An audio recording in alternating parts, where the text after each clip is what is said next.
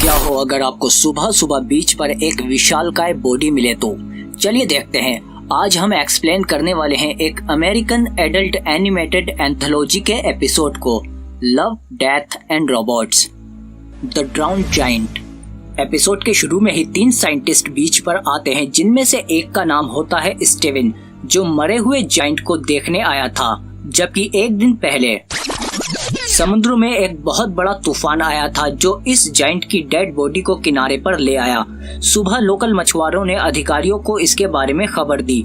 शुरू में तो उन्होंने इस पर यकीन नहीं किया, लेकिन जैसे जैसे लोग वहां आने लगे और जाकर इसके बारे में बातें करने लगे, तो इन क्रेजी स्टोरी को सुनकर साइंटिस्ट ने डिसाइड किया कि वो खुद वहां जाकर देखेंगे। स्टीवन और उसके साथी, जो समझ रहे थे कि लोग उनसे मजाक कर रहे हैं, वो भी बीच पर इसे देखकर हैरान हो गए। शुरू में तो लोग इसके चारों ओर खड़े थे और डर के मारे इसे छू भी नहीं रहे थे। स्टीवन के साथी ने अंदाजा लगाया कि इस जायंट का वजन लगभग 80 टन होगा, पर इतना विशाल होने की वजह से इसकी उम्र का अंदाजा लगाना बहुत मुश्किल था। लेकिन इसकी डिफाइन नोज और माउथ को देखकर स्टीवन ने अंदाजा लगाया कि इसकी उम्र लगभग जवानी की होगी। ये एक यंग मैन है। ये तीनों इसको चारों तरफ से देखने लगे। स्टीवन ने देखा कि इस विशाल मानव की हथेली में पानी जमा हो गया है, जो एक पूल की तरह है जिसमें मछलियां तैर रही हैं। स्टीवन ने कहा कि सिंपल फैक्ट ये है कि ये विशालकाय मानव सच में है, और यही हमें सबसे ज्यादा हैरान कर रहा है। उसने इस जायंट के चारों तरफ जमा भीड़ को देखा और इसके अस्तित्व का ये कंक्लूजन निकाला कि ये लोग इस जायंट की छोटी छोटी कॉपियां ही हैं। तभी स्टीवन का साथी इस जायंट के सीने पर खड़ा हो गया और लोगों को इस बात का इशारा दे दिया कि ये करीब आने के लिए सुरक्षित है, और लोग चिल्लाते हुए इस जायंट के पास आने लगे, इस पर चढ़ने लगे। कुछ लोगों ने कहा कि इसकी बॉडी रबर की तरह गद्देदार है। बच्चे इसकी छाती पर खेलने लगे और जूते पहनकर इसकी छाती पर दौड़ने लगे, मगर स्टीवन ने इसे नहीं छुआ और ना ही इस पर चढ़ा। वो और उसके साथी दूर से जायंट को देख रहे थे और अपने नोट्स लिख रहे थे। जैसे जैसे वक्त गुजरता गया, लोग अब खेलते खेलते थकने लगे और घर वापस जाने लगे। 3 दिन बाद स्टीवन फिर से बीच पर आया, क्योंकि उसे भी इस जायंट में काफी इंटरेस्ट आने लगा था और उसकी फैसिलिटी ने भी उसे इस पर नजर रखने को कहा था। इस पर स्टीवन का दावा है कि वो कोई रोगी नहीं है कि वो किसी मरे हुए व्यक्ति पर नजर रखे, क्योंकि स्टीवन के लिए ये मानव उसके आसपास के लोगों से ज्यादा जीवित था। वो देखता है कि कैसे बच्चे एक लाश की छाती पर फिसल रहे हैं और कुछ वर्कर उसकी जांघ की हड्डी को काटने की योजना बना रहे हैं, क्योंकि लाश अब पब्लिक प्रॉपर्टी बन चुकी है। अगले दिन स्टीवन जानबूझकर सुबह के बजाय दोपहर में आया, ताकि वहां पर कोई न हो। जब वो बीच पर पहुंचा तो उसने देखा कि लाश अब काफी खराब हालत में है और उसकी बॉडी सड़ने लगी है। तभी वो देखता है कि एक लड़की उस जायंट के विशाल कान में बैठी है, जैसे कि वो कोई कुर्सी हो। स्टीवन नोटिस करता है कि अब इसका फेस पहले जैसा जवान नहीं रहा। वो अज्यूम करता है कि लंबे समय तक समुद्र में डूबने और उसके टिश्यू के जमने, सूजने और सड़ने की वजह से होगा। तभी वो देखता है कि एक केकड़ा उसके चेहरे पर रेंग रहा है। साइंटिस्ट का मानना है कि ये सब जब तक चलता रहेगा, जब तक ये पूरी तरह से सड़कर खत्म नहीं हो जाता।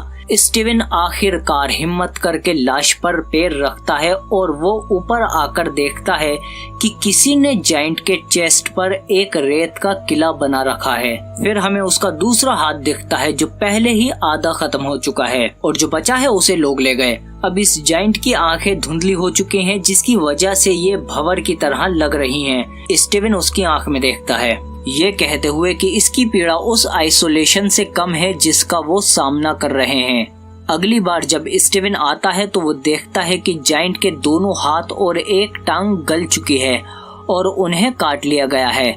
स्टीवन लाश को देखने के लिए इधर उधर घूमता है। वो देखता है कि स्प्रे पेंट करने वालों ने उसकी बॉडी पर स्प्रे से लिख रखा है, जो काफी अपमानजनक है। स्टीवन इस शानदार जीव के अंत को देखते हुए काफी हिचक रहा है और अपमान उसे महसूस हो रहा है, क्योंकि ये जायंट ज्यादा मानवीय है, क्योंकि ये ज्यादा संवेदनशील है लोगों से। जब अगले दिन स्टीवन बीच पर आता है तो उसे काफी राहत मिलती है क्योंकि उस लाश का सिर हटा दिया गया है। पक्षी उसका मांस खा रहे थे। स्टीवन ये सब दूर से देख रहा होता है और बिना सिर के ये इंसान कम लगता है। स्टीवन ने इसके साथ जो एक रिश्ता बनाया था वो भी अब कम हो गया। इस दिन के बाद स्टीवन कई हफ्तों तक बीच पर नहीं गया। फिर जब अगली बार वो बीच पर गया तो वो देखता है कि अब बीच पर उस जायंट का कोई भी ऐसा हिस्सा नहीं रहा जिसकी वजह से ये इंसान लगे। अब सिर्फ उसका सड़ता हुआ पेट बचा है और अब लोगों का इंटरेस्ट भी इसमें से खत्म हो गया। जायंट के आने के कुछ महीनों बाद लोग उसे भूल गए, पर उसकी बॉडी के हिस्से अभी भी शहर में दिखते रहते हैं, स्पेशली उसकी बोन्स जिन्हें डेकोरेशन के लिए यूज किया जा रहा है। एक दिन साइकिलिंग करते हुए स्टीवन को उसकी विशाल खोपड़ी दिखी। स्टीवन ने सोचा कि अगर वो शहर के पब्स वगैरह में देखेगा तो उससे ममीफाइड किए हुए नाक और कान भी शायद मिल जाए। स्टीवन के अनुसार ये डेकोरेशन उस जायंट की महानता को दर्शाती है। ये उससे तो अच्छा है जैसे स्टीवन ने उसे खत्म होते हुए देखा है।